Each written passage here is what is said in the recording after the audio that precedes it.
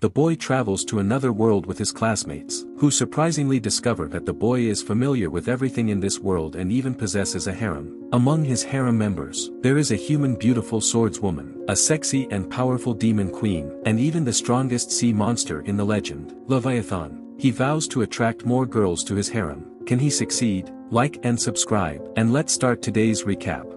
The story begins with the male protagonist Setsu and his classmates being teleported to another world, where they suddenly encountered some demon soldiers. As the demons began to attack, everyone except Setsu was fleeing. Just as the demon was about to attack him, Yuhi, a girl who has a crush on him, hugged him and blocked the attack. Fortunately, Setsu defeated the demon with just one finger before Yuhi was hit.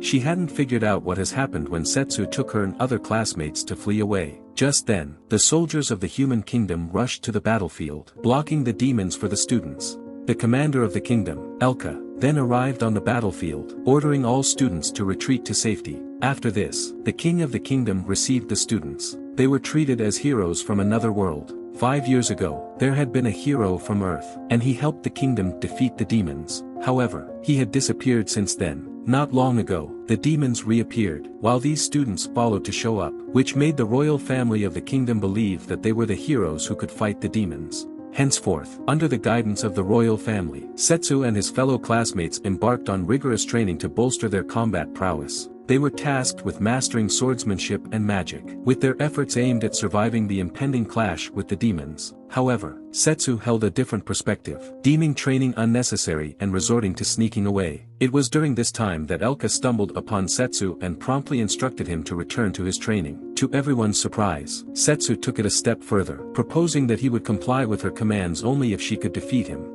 Hearing this, Elka was determined to teach Setsu a lesson, only to be defeated by Setsu. Now, Elka finally recognizes Setsu as her acquaintance. Kneeling to him and addressing him as master, she even asks him to sit on her back. She seems to be obsessed with Setsu. It turns out that Setsu is the strongest hero who disappeared.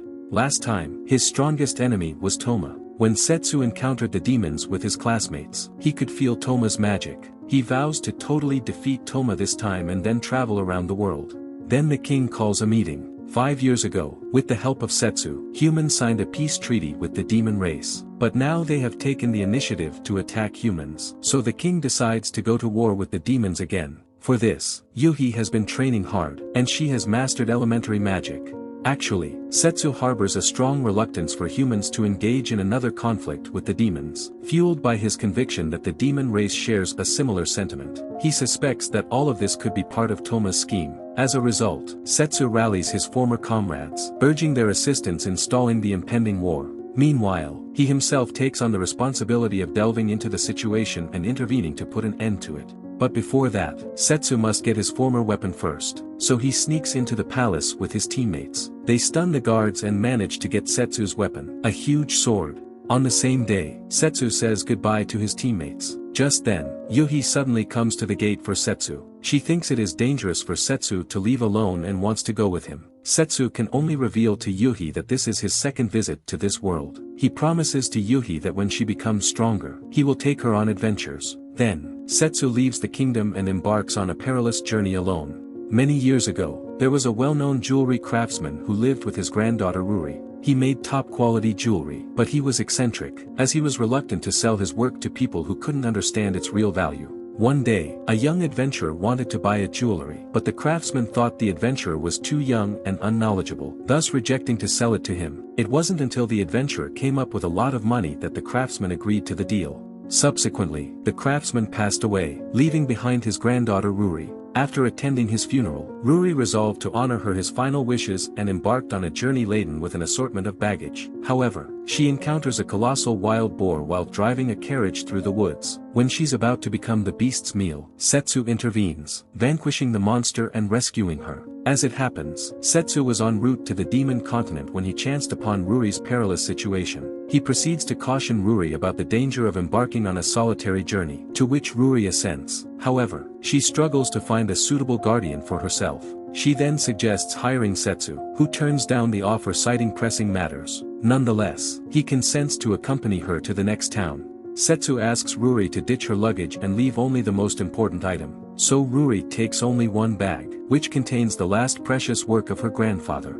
Soon after, they arrive in a prosperous port city. Setsu has been to the city 5 years ago, which was relatively undeveloped back then. It wasn't until humans and demons signed a peace treaty did it begin to flourish as the nearest city to the demon continent. Ruri's destination turns out to be the demon continent, but now nobody is willing to escort her there as the war between humans and demons may break out at any time. Setsu also tries to persuade her to give up her plan because it's too dangerous to go to the demon continent now. However, Ruri is stubborn, continuously asking captains to send her there, only to be rejected by all. What's worse, she encounters several greedy knights, who often bully local citizens, not to mention a young businesswoman like Ruri, so they use security checks as an excuse to demand an inspection of Ruri's visa and luggage. There is nothing wrong with Ruri's visa, but Ruri doesn't want to give her bag to them because she knows the knights will definitely snatch it away once they find it valuable. Observing Ruri's refusal to hand over her bag, they deduce its likely value and attempt to seize it. At that moment, Setsu arrives on the scene and intervenes. Typically, knights need official authorization to inspect citizens' belongings, prompting Setsu to request their permits, which the knights don't have. A growing crowd assembles, curious about the unfolding situation, dissuading the knights from engaging Setsu in combat, lest they will face repercussions for instigating unrest. Eventually, they unwillingly leave.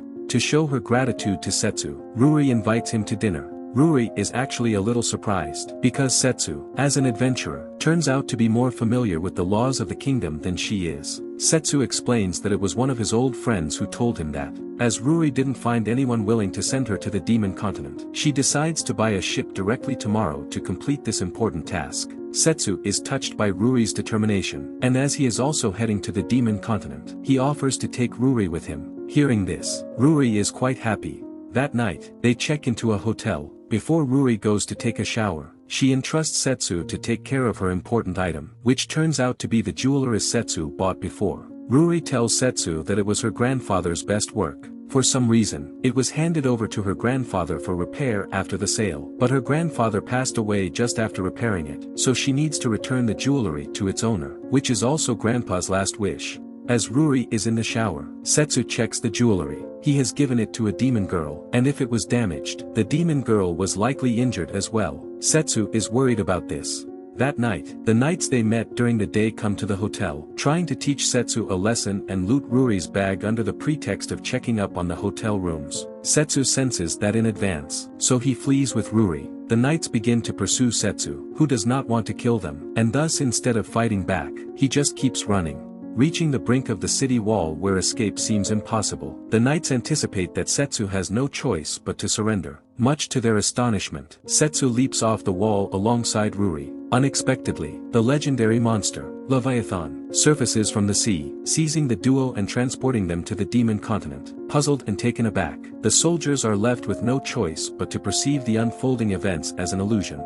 It turns out that in his previous life, Setsu became good friends with Leviathan, and with the help of Leviathan, he and Ruri soon arrive on the demon continent, where they're gonna encounter new challenges. As soon as they arrive, a huge octopus monster shows up, forcing them to fall into a battle. Setsu knows that Leviathan won't lose to it, so he just watches the exciting battle as a bystander. As expected, Leviathan soon wins the battle, and transforms into human form, questioning why Setsu didn't help her. Setsu feels a little guilty, so he makes deep-fried squid rings with one of the tentacles of the octopus monster, hoping that Leviathan will forgive him after eating it.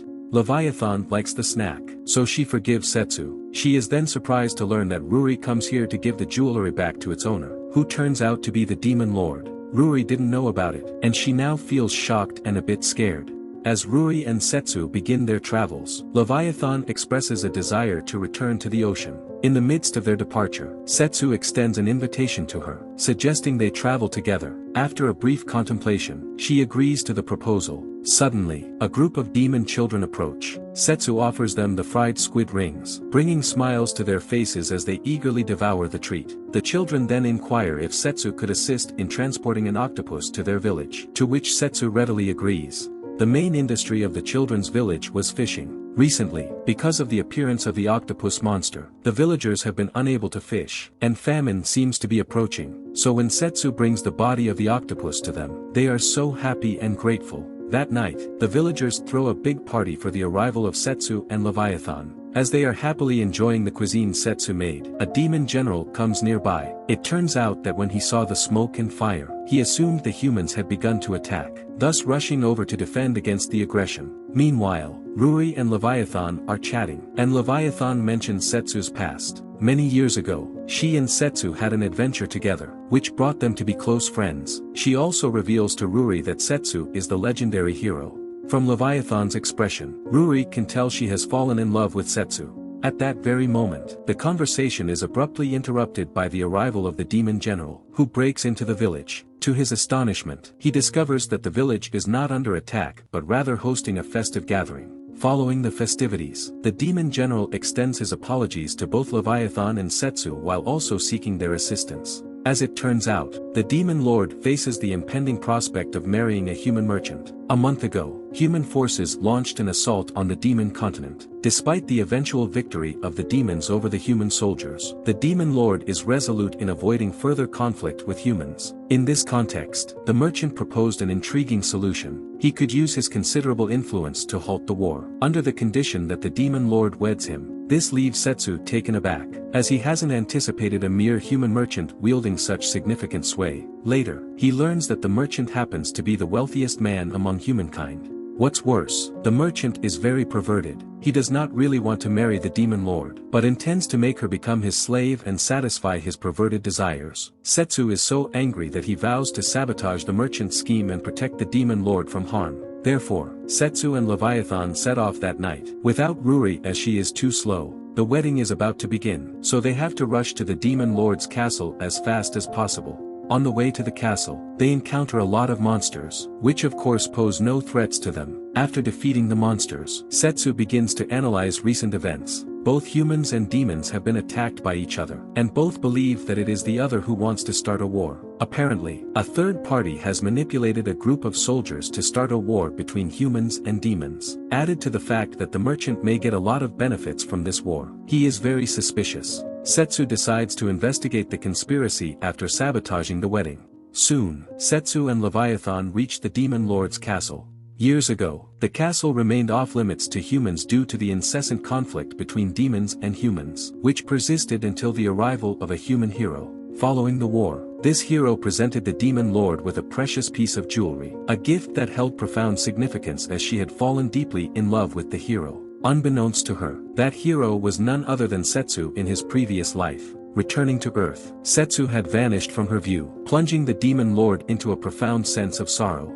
Anyway, the truce brought the kingdom to be peaceful and prosperous, and the demon lord was very pleased with this. Not long after, the demon lord found the jeweler is suddenly cracked, so she commissioned her most trusted general to travel to the human realm to find craftsmen who could repair it. That craftsman was Ruri's grandfather.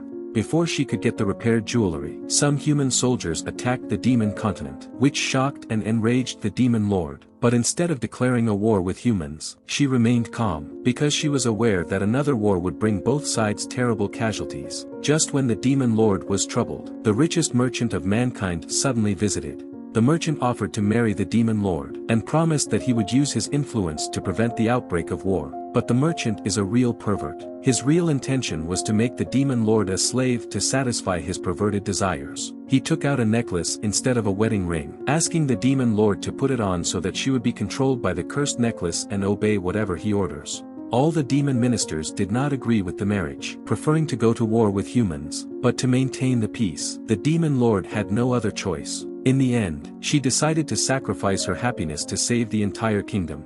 Upon learning of this, the demon general endeavored to dissuade the demon lord from her decision. All the demon soldiers stood ready to engage in war for her. However, she held fast to her conviction that marrying the merchant was imperative. In her view, this act would prevent her comrades from facing casualties or injuries once more. Furthermore, the harmonious cohabitation of the demons and humans stands as a testament to the hero's enduring legacy, whom she holds a profound affection for. This drives her determination to safeguard this harmony. It appears that the demon lord has reached a resolute decision. However, when she was alone, she found herself unable to suppress her feelings and cried loudly. Learning that the demon lord had agreed to marry him, the merchant immediately reported it to a mysterious magician, whose master turned out to be the one sending soldiers to attack humans and demons. The magician told the merchant that the war would not be stopped because his master had more plans to take. On the day of the wedding ceremony, the demon lord is in a white wedding dress. This is supposed to be a happy moment, but she looks very sad. When it's time to exchange rings, the merchant takes out the slave necklace, trying to put it onto the demon lord in public. Then, she will become a slave to the merchant and must obey his orders unconditionally. At this critical moment, Setsu breaks the window, rushes into the wedding scene, and stops the merchant. Seeing this, the magician's men begin to attack Setsu, while Leviathan immediately counterattacks, defeating all of them. The magician then uses a spell to attack Leviathan, who is good at fighting in the water, and is weakened a lot on the land. Therefore, she is defeated by the magician. Thankfully, Setsu rushes to attack the magician and protect Leviathan. The magician is also quite strong, and although he cannot defeat Setsu, he still finds an opportunity to escape. While the magician makes a hasty escape, the demon lord embraces Setsu in a tight hug. Despite Setsu's altered appearance in the present, she immediately recognizes him. Setsu feels a sense of happiness upon reuniting with the demon lord as well, yet he's unable to linger in the demon continent for an extended period.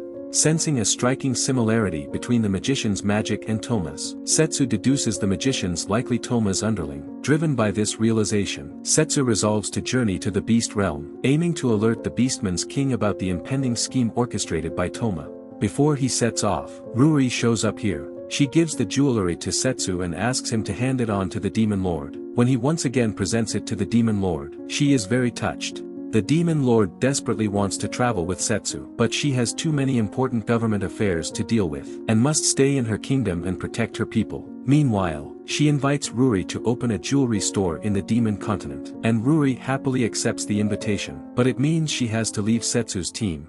Next, Setsu will travel with Leviathan to the land of the beastmen, unveiling his new adventure. Now let's have a look at Yuhi's story. A decade ago, Setsu and Yuhi's paths converged as he moved into her neighborhood. At that time, Setsu was a 6-year-old kid, possessing the soul of a mighty hero. Despite his initial hesitance to engage in play with Yuhi, he consistently displayed a caring demeanor towards her, just like an older brother. Over time, Yuhi's heart became entwined with affection for this kind and astute young boy. Setsu's intelligence far exceeds that of his peers, so his grades were excellent, but Yuhi was just an average one in the class, unable to get into the same high school as Setsu. Yuhi was very troubled by this. Learning of that, Setsu offered to help her study, and Yuhi was finally admitted to the best high school. Yuhi has always been grateful to Setsu, so she desperately hopes that she can repay Setsu. When Yuhi came to the other world, she has been training very hard. She wants to get stronger as fast as she can so that she can help Setsu in battles. With this determination, Yuhi approaches Setsu's former companions in the hope that they can offer her special training. Setsu's companions can see how determined Yuhi is, and agree to her request, ready to train her hard. Yuhi is talented in magic, and she is already the strongest among her classmates besides Setsu. But Elka sees that Yuhi still has a serious weakness. That is, she is unwilling to kill her opponent. When fighting with the monster, Yuhi obviously has defeated it but is unwilling to give it a fatal blow. Elka tells Yuhi that war is brutal and that she must have the determination to kill the enemies in order to survive on the battlefield. Yet, Yuhi holds a contrary viewpoint, asserting that not every enemy warrants death. In response, one of Setsu's companions enlightens Yuhi. He emphasizes that each individual possesses their own code of conduct, allowing Yuhi to maintain her ethical stance against killing if she deems it so. Nevertheless, he advises her to concurrently bolster her strength, recognizing that achieving victory in battle without resorting to lethal means can prove more challenging.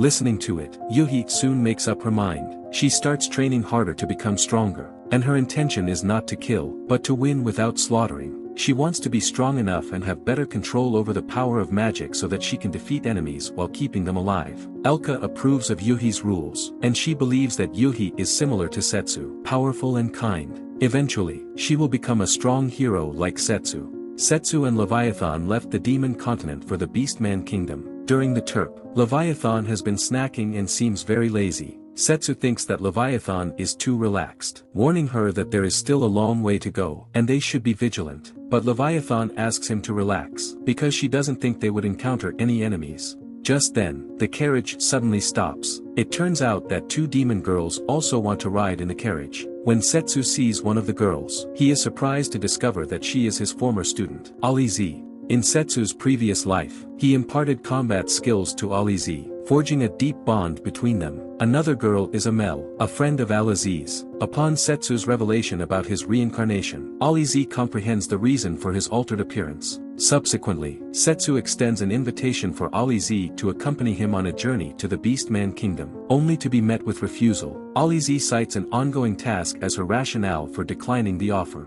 Now Al-Aziz is an adventurer, and she often takes on dangerous tasks. Not long ago, she received a mission to hunt down a dragon in a village, where she met Amel. The village was often attacked by the dragon, and with each attack someone went missing, so the villagers hired Al-Aziz to drive the dragon away. During then, Al-Aziz lived with Amel, who was an orphan adopted by a man from this village 2 years ago. However, the man disappeared after a dragon attack, so Amel's house had a spare room. Upon learning about Amel's past life, Al-Aziz experienced a deep sense of empathy. Through the course of their interactions, they formed a strong friendship. Al-Aziz confides in Setsu that the mission entails more than just tracking down the dragon. Typically, when dragons prey on humans, traces like blood or other evidence remain behind. Curiously, in the instances where villagers disappeared, no such clues were discovered at the scenes. Even stranger, as Al-Aziz managed to defeat the dragon outside of the village and returned, she found the entire village empty. All villagers disappeared, except Amel, so Al-Aziz is trying to find the missing villagers, which is why she can't follow Setsu to the Beastman Kingdom.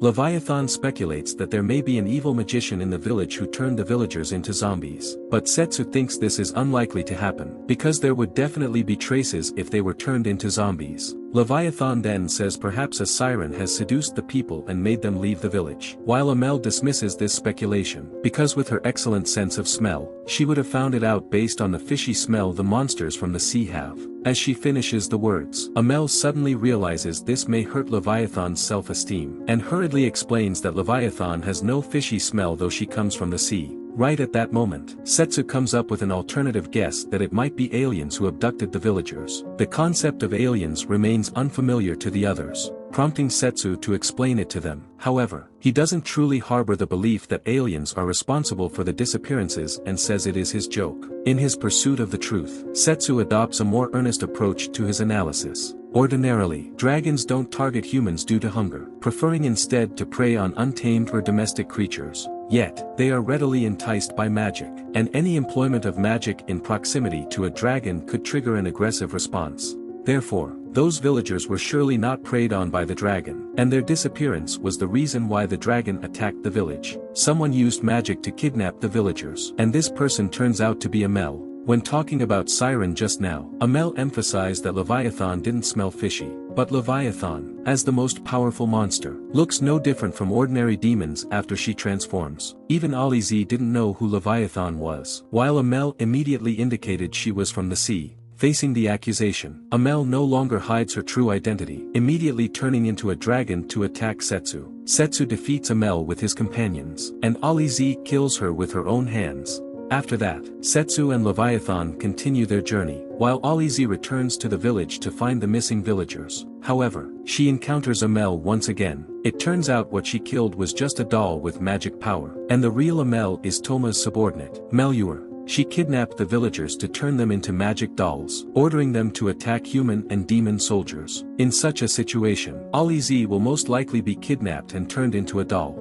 On the outskirts of the Beastman continent resides a pair of sisters. The younger sibling, Mineko, has fallen ill, and the elder sister, Shiraneko, is tirelessly working to earn money to care for her. The inhabitants here are remarkably compassionate, frequently sending gifts to Shiraneko, who is profoundly moved by their kindness. However, Mineko's illness is profoundly severe, and despite the numerous individuals assisting Shiraneko, her condition continues to deteriorate. Meanwhile, Setsu and Leviathan arrive here, to take Setsu here from the demon continent. Leviathan transformed back into her monster form, and is exhausted as a result. Setsu then decides to pay for a ship to take them from the border to the capital of the Beastman continent, but no one is willing to accept Setsu's hire. leaving with no other choice. Setsu suggests staying in this border town for a night so that Leviathan can have a good rest, regain her strength and take him to the capital the next day. The local innkeeper also operates as a black market trader. Shironiko often procures Miniko's medicine from her. Additionally, the innkeeper assigns various tasks to Shironiko, enabling her to earn income through these assignments. On this day, she entrusts Shironiko with an assassination mission, offering an exceedingly high reward. By accomplishing this task, Shironiko will be able to secure superior medical treatment for Miniko. Consequently, she decides to undertake the assignment.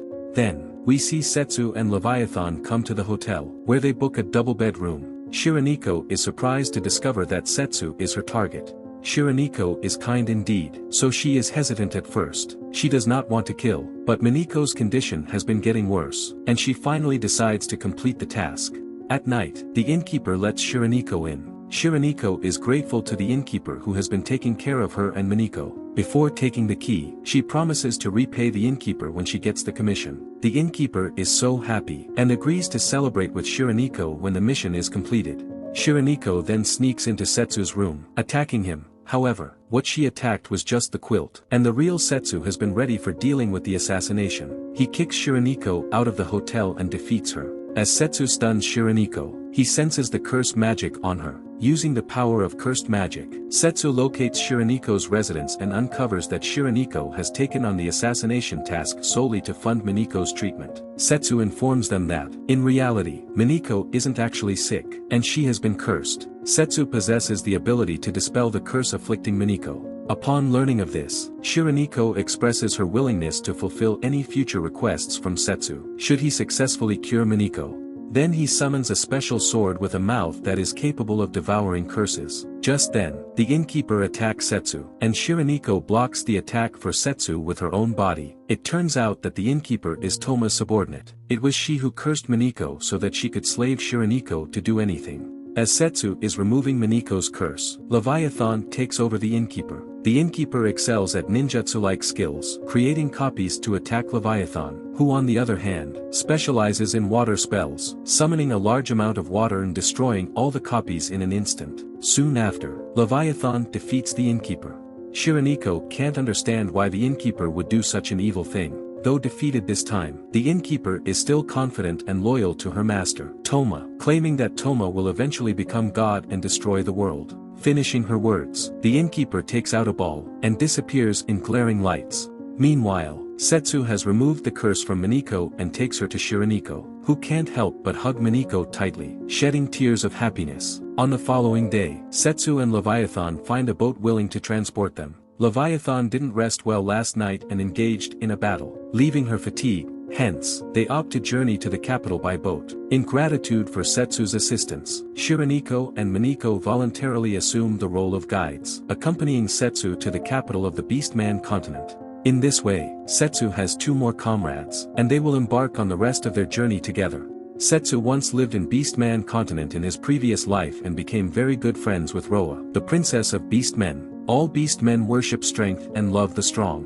When they were defeated by humans, they made humans their masters, and even Princess Roa recognized Setsu as her master, but he was not used to it. Toma created a conflict between humans and demons, which has also been informed to the king and ministers of the Beastman continent, and they are discussing about it. Just then, both the king and Roa pick up a familiar smell. It turns out that Setsu has arrived at the gate, but the palace guards would not let him in, because they don't know him. Even though Setsu explains he is the king's friend, they don't believe his words. Without delay, Roa arrives at the entrance of the palace to welcome Setsu. Even though Setsu's appearance differs from the previous life, Roa recognizes him by scent. Roa attempts to launch an attack on him, only to be swiftly subdued. This is a unique form of greeting among the beastmen. Subsequently, Roa tightly embraces Setsu and leads them into the palace. Setsu caresses Roa's chin, eliciting a great sense of excitement in her. Seeing this, Shironiko and Miniko feel very jealous since they also want to be Setsu's pets. Then they visit the king, who also recognizes Setsu and attacks him. As Setsu subdues him, both of them let out a cheerful laugh, enjoying the funny way of greeting. Later, Setsu tells the king about Toma's plan to destroy the world. Hearing this, the king decides to help Setsu, but he can only dispatch a representative since Toma may attack the Beastman continent. And as the king, he must stay in the continent. Roa then offers to follow Setsu. However, a Beastman general rejects to let Roa leave. Being ambitious and intending to marry the princess, the general takes Setsu as a rival in love and hates him very much. To keep Roa by his side, the general proposes a duel with Setsu. Since Beastmen take duels very seriously, Setsu has to accept the challenge. Roa is overjoyed, as she doesn't favor the general, and with Setsu's triumph, she can embark on a journey alongside him. Setsu's companions harbored mixed emotions, aware that Roa will soon become a new member of Setsu's harem. That evening, after contemplation, Roa decides to persuade the general to relinquish the duel, as he is undoubtedly incapable of defeating Setsu. However, the general discloses that he has recently obtained a tattoo which grants him formidable power. Thus, he persists in his determination to duel Setsu. The next day, the duel begins as scheduled. At first, the general does not use the willpower of the tattoo, and he is far inferior to Setsu in terms of speed and strength. Even though transforming into his beast form, the general is still quickly defeated by Setsu. Unwilling to throw in the towel, the angry Beastman general begins to use the willpower of the tattoo, which takes his jealousy and mutates him. Soon, the general loses his mind and becomes crazy and brutal. Setsu then confirms that the tattoo is one of Toma's curses, and the general was likely to get it from Toma. Setsu immediately takes up arms and confronts the mad Beastman general. He cuts off the general's arm, but it quickly regenerates. Knowing that he must eliminate Toma's curses to defeat the general, he prepares to summon the sword devouring the curses. At that very moment, the astral of Toma shows up. Knowing that the Beastman general stands no chance against Setsu, Toma swiftly kills him. Subsequently, he utilizes the general's dead body to convey his voice, engaging in a conversation with Setsu. Surprisingly, Toma doesn't hold animosity towards Setsu. Instead, he is insanely obsessed with him. Toma desires to eliminate everyone in the world, constructing a realm where only he and Setsu exist. Pledging his resolve, Setsu vows to thwart his perverted scheme and safeguard the world. Soon after, Toma's astral form vanishes, leaving the general's body behind. Witnessing Toma's perversion and madness, the Beastmen promise to support Setsu in his day. Roa will also join Setsu's team and they will immediately set off to stop Toma's plot. So what happened between Setsu and Toma? It turns out that Toma is also an earthling. 10 years ago, Setsu and Toma were summoned to another world together. The king of the human kingdom wanted them to help humanity win the war against other races.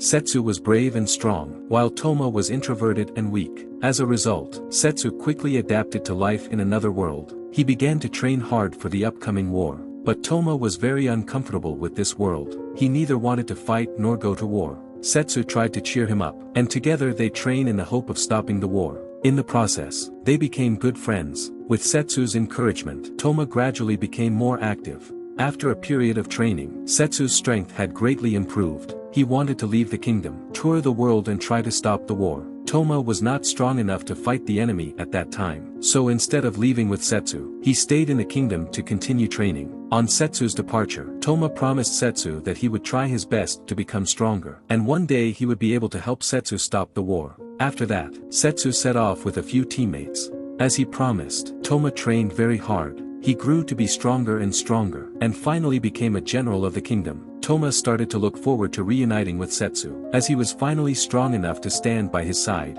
Toma believed that once Setsu returned to the kingdom, they would fight together and win the war. One day, Toma took a troop of soldiers into a fierce battle. They clashed with demon soldiers at an ancient ruin. The battle was brutal, leaving only Toma alive at the end. At the heart of the ancient relic was a cursed necklace. It discerned the madness hidden within Toma's depths, and thus beguiled him into becoming its believer. The necklace pledged to bestow upon Toma the utmost power, assisting him in the realization of his desires. Toma's wish was to adventure with Setsu, fight together, and return to Earth together. At first, Toma was not seduced, believing that with enough strength, this wish could be fulfilled, and his strength was already strong enough.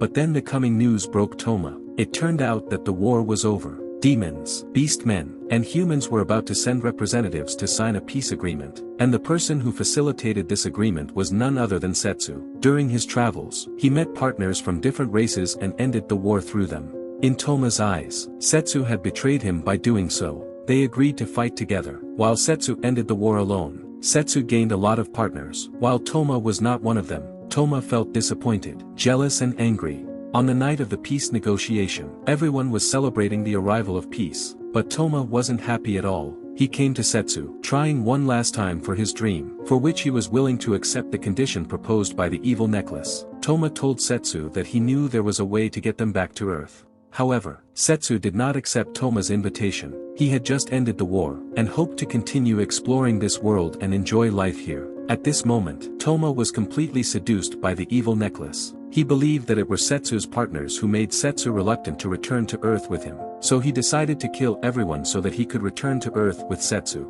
Setsu immediately stopped the crazy Toma, and a fierce battle broke out. Toma's wish was to return to Earth with Setsu, and the evil necklace granted it. As a result, Toma was severely injured by Setsu, who was then sent back to Earth by the evil necklace. Injured, Toma sought refuge within the ancient ruins that housed the necklace. He was overwhelmed by a sense of profound solitude and despair. At that moment, Toma sensed the presence of another group of people sharing his same hopelessness. In a mysterious research facility, a cadre of crazy scientists were subjecting several slaves to a variety of cruel experiments. The slaves were desperate, and their emotions were discovered by the evil necklace. It made Toma feel these emotions and ordered him to save them. So Toma attacked the institute, killed all the scientists, and rescued the slaves. Toma then invited the slaves to destroy this desperate world together. These slaves hated the world too, so they all joined Toma's team and started helping Toma create a new war. After Setsu was summoned for the second time, Toma's injuries finally healed. They are about to embark on a showdown.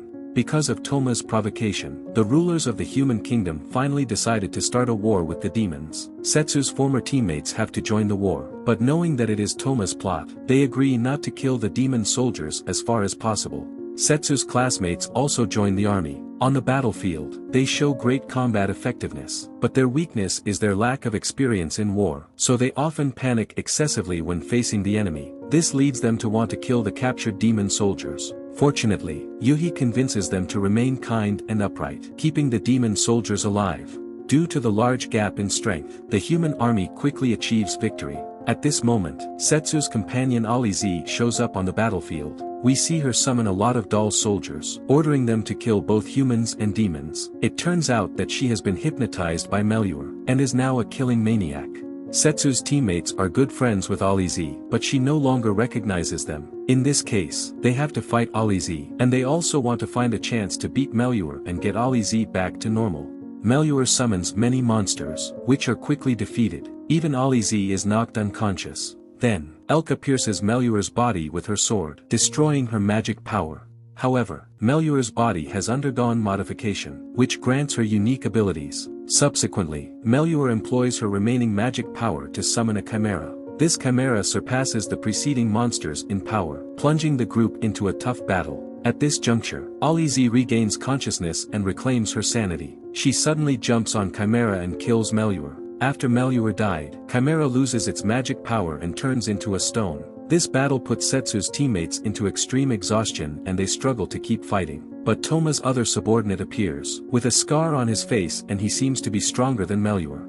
Now only Yuhi still has the stamina to continue fighting, so she takes the initiative to face the enemy alone. The battle is very dangerous, and Yuhi is ready to sacrifice her life. At this moment, Setsu finally rushes back from the Beastman continent. His appearance regains hope for everyone. Yuhi is so excited to see Setsu that she steps forward and hugs him tightly, offering to let Setsu sit on her. This is supposed to be Elka's perverted fetish, and Elka actually taught this to Yuhi. Instead of granting her request, Setsu asks Yuhi to retreat to the rear, because he needs to fight Toma's men first. The strongest of Toma's subordinates is a man with a scar on his body, and let's name him Scar Man. Setsu fights with the Scar Man, while his companions deal with Toma's other subordinates. Among Toma's subordinates is a beast girl, named Kuroinu. She has previously deceived Shiraniko and Miniko, and this time they will be rivals. Kuroinu is a very powerful and ruthless assassin who excels at quickly killing opponents with her dagger. Shiraniko and Miniko are well in tune with each other, evading Kuroinu's attacks while inflicting injuries upon her. Just as they think victory has been secured in this battle, Kuroinu unexpectedly grows 4 new arms. Having undergone experimental modifications, Kuroinu possesses numerous agile and potent concealed arms. Despite Miniko and Shiraniko's swift defeat at Kuroinu's hands, they haven't truly lost, for they harbor formidable hidden skills. After their fusion, a super powerful beast fighter appears. After merging, Mineko and Shiraneko are stronger than Kuroinu in terms of strength and speed. Even though Kuroinu grows more arms, she is still defeated. Mineko and Shiraneko are not happy after the victory because they feel sympathetic to Kuroinu. Only an end to the war could prevent such a tragedy from happening again. On the other side of the battlefield, a muscular man attacks the camp of the demon army. He is also Toma's subordinate. With his body modified, Roa is responsible for fighting this man. She easily knocks him down, but her fist is quite painful. It turns out that the body of the muscular man is as hard as an iron after being transformed. Though Roa is strong, it is still difficult for her to hurt him. The man mocks the beast men for being savage beasts, which instantly angers Roa. She angrily attacks the man, but is injured as a result. The muscular man not only has a rock-hard body, but he can also transform his body into iron dust. He throws the iron dust to knock Roa down, but he doesn't win, because Roa actually becomes stronger. This is the ability of the beast men. The more severe their injuries are, the stronger they become. Roa is even willing to sacrifice her life in order to defend the honor of the beast men. She attacks the muscular man again, and even if her body is pierced, she does not stop her attacks. In the end, both Roa and the muscular man are mortally wounded, and they are about to die together. But Roa's strong will touches the man, so he chooses to heal Roa with the only magic he has left. Eventually, Roa's wounds heal, and she survives, but the muscular man died. Roa expresses her gratitude to this venerable enemy. At this moment, Toma's subordinates are left with only the Scar Man, and he is still undefeated. He attacks Setsu several times, but gets easily blocked by Setsu. Setsu's strength is obviously much stronger than that of the Scar Man. To defeat Setsu, he uses a special spell that increases combat power at the cost of life force, creating a special set of armor, which highly improves his strength. Moreover, this set of armor also has a strong defense, blocking Setsu's attack. The Scar Man takes the opportunity to attack Setsu and successfully injures him. Setsu hasn't encountered such a strong opponent for a long while, and he counterattacks with his strongest slash, which shatters the armor, making the Scar Man completely lose the possibility of winning. Even so, he still does not want to admit defeat, as he is ready to die in battle, so he attacks Setsu again, and Setsu has to kill him reluctantly. Now all of Toma's subordinates have been defeated. Next, Setsu will have a final battle with Toma. Toma is at the royal palace of the demon continent, with the intention to assassinate the demon lord and thus deepen the hatred between humans and demons. Thankfully, Setsu arrives in time to stop Toma, and a fierce battle ensues. Setsu and Toma are the strongest two in the world, and their battle is fantastic. Setsu is powerful himself and is good at close combat, while Toma, relying on the mana, is better at attacking opponents from a distance. Setsu gets close to Toma and knocks his weapon away. At this moment, Setsu could have killed Toma with his sword, but he doesn't. Instead, he just punches Toma with his fists, and Toma takes the opportunity to distance himself again. Subsequently, he transforms his weapon into a cannon, launching shots at Setsu from a distance. Setsu can only evade Toma's attacks. Recognizing that the cannon failed to hit Setsu, Toma alters it into a machine gun. Setsu struggles to evade the barrage of shots, resorting to employing magic to shield against the onslaught. After that, he summons a sword capable of devouring cursed energy, consuming all of Toma's assaults. This battle goes on for a long time, and since he still can't defeat Setsu, Toma begins to use magic of the evil with his eyes turning red. The magic he exudes seems strange to Setsu, who instantly realizes that Toma has been controlled by the evil. The evil is so powerful that Setsu can no longer block Toma's attacks, which he has to constantly dodge, causing Toma to change his target to Setsu's partners. Though Setsu tries to help his partners block Toma's attacks, they are hit anyway. Fortunately, they have enough magic power to protect themselves. Seeing this, Setsu is finally relieved, and he begins to attack Toma with all his might. When Setsu approaches Toma, he smashes his weapon and seriously wounds him. Toma falls from the air injured, but the evil actually heals Toma's injuries and makes him even more insane.